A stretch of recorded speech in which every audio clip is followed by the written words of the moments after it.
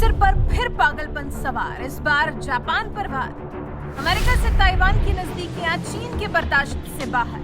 Taiwan के बहाने Japan पर ड्रैगन ने बोला जबरदस्त हमला। हमले से जापान ताइवान बौखलाए, अब ड्रैगन को मिलेगा माकूल जवाब। चीन अपनी विस्तारवादी नीतियों से बाज नहीं आ रहा है और अब ताइवान पर चढ़ाई करने की कोशिश कर रहा है। दोनों देशों के बीच में तनाव की स्थिति अब काफी गंभीर हो चली। गुरुवार को चीन ने ताइवान पर बड़ा हमला बोला। 11 मिसाइलें चीन ने ताइवान पर दागी हैं।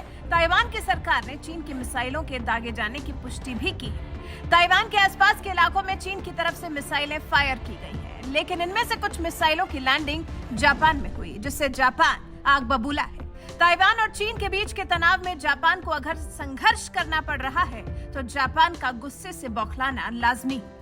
जापान के रक्षा मंत्री की तरफ से जारी बयान में कहा गया है कि चीन की तरफ से दागी गई 5 मिसाइलें जापान में गिरी हैं। दरअसल जापान के सबसे दक्षिणी द्वीप क्षेत्र ओकिनावा के हिस्से ताइवान के करीब हैं। जापान के रक्षा मंत्री नोबुओ किशी ने ड्रैगन की गिराई गई मिसाइलों पर कहा, ये पहली बार है जब चीनी बैलिस्टिक मिसाइलें जापान के विशेष आर्थिक क्षेत्र में गिरी हैं। ये क्षेत्र जापान के समुद्र तट से 200 समुद्री मील की दूरी पर फैला हुआ है। नोबुओ ने इस हमले को काफी गंभीरता से लिया है और इसे देश की सुरक्षा से जोड़ा है। उन्होंने कहा है, हम लोगों की सुरक्षा के साथ कोई समझौता नहीं कर सकते हैं। चीन की इस हरकत का डिप्लोमेटिक चैनल के जरिए विरोध दर्ज किया गया है। ऐसा पहली बार हुआ है जब चीन की बैलिस्टिक मिसाइलें जापान के क्षेत्र में गिरी हैं। वहीं 11 में से 6 मिसाइलें ताइवान में भी तो गिरी हैं। ताइवान पर चीन अपना हक जताता है, जबकि ताइवान खुद को एक स्वतंत्र देश मानता है और कभी भी चीन के दबाव में नहीं आता है। ताइवान के रक्षा मंत्रालय ने चीन की इस हरकत पर इसे क्षेत्रीय शांति को कमजोर करने वाली तर्कहीन कार्रवाई करार दिया है। एक संक्षिप्त बयान में ताइवान के रक्षा मंत्रालय की तरफ से कहा गया है, चीनी कम्युनिस्ट पार्टी ने दोपहर लगभग 1:56 पर पूर्वोत्तर और दक्षिणी पश्चिमी ताइवान के आसपास के क्षेत्रों में डोंगफिंग श्रृंखला की कई बैलिस्टिक मिसाइलें दागी हैं।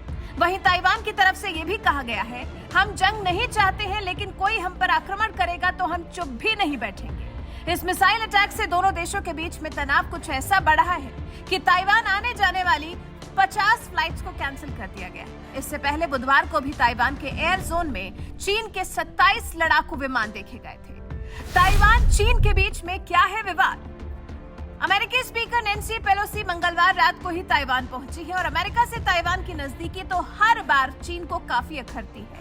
फिर जब पेलोसी ताइवान पहुंची तो फिर चीन ने ताइवान पर कई तरह के प्रतिबंध लगा दिए। साथ ही चीनी सेना के 21 सैन्य विमानों ने ताइवान के दक्षिणी पश्चिमी हिस्से से उड़ान भरकर अपनी ताकत दिखाई थी। चीन से तकरीबन 100 मील दूर ताइवान के द्वीप है। ताइवान खुद को स्वतंत्र राष्ट्र मानता है। वहां ताइवान के लोगों की तरफ से चुनी गई सरकार है, लेकिन इसके उलट चीन ताइवान पर अपना अधिकार जताता है। चीन ताइवान को अपने नियंत्रण में लेना चाहता है, जिसके लिए ताइवान चीन को कई बार चेता भी चुका है।